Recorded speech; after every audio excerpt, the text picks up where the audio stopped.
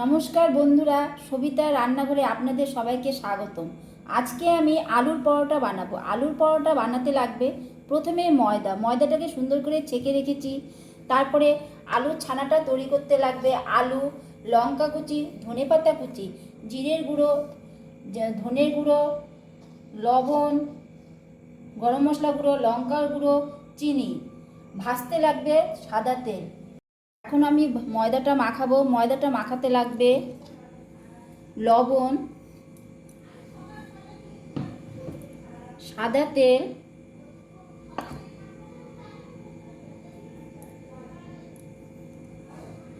সুন্দর করে মাখিয়ে নিয়ে তারপরে জল দিতে হবে।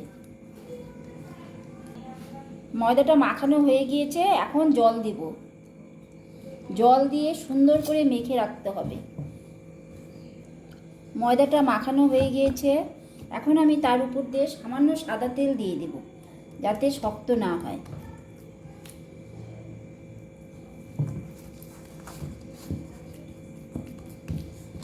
কিছুক্ষণ ঢেকে রাখবো। এখন আমি আলুর ছানাটা তৈরি করব।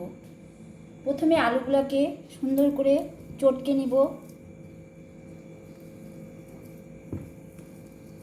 আলুটা মাখানো হয়ে গিয়েছে, এখন ধনে গুঁড়ো, জিরের গুঁড়ো, লবণ, একটু গরম মশলার গুঁড়ো, লঙ্কার গুঁড়ো, চিনি,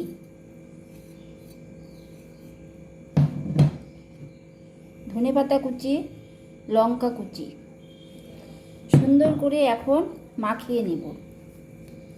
আলুর ছানাটা মাখা হয়ে গিয়েছে, এখন আমি কিছুক্ষণ ঢেকে রাখবো, তারপরে বানাবো। এখন আমি একটা বানিয়ে দেখাবো। একটা গুচি নিলাম,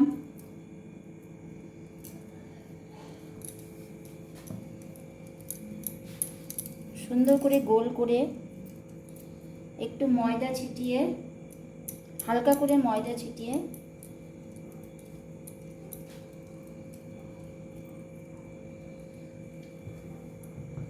আলুর ছানাটা একটু পুড়ে নিয়ে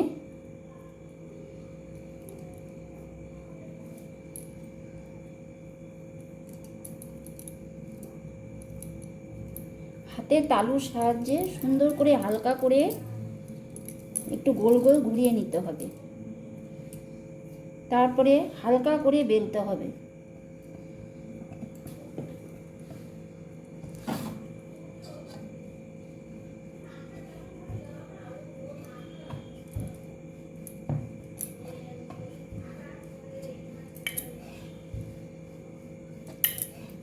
বেলা হয়ে গিয়েছে, তাওয়াটা গরম হয়ে গেছে। এখন আমি আলু পরোটাটা দিয়ে দিলাম।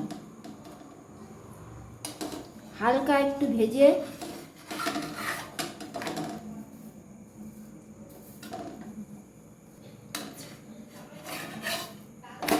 এখন একটু তেল দিয়ে দিব।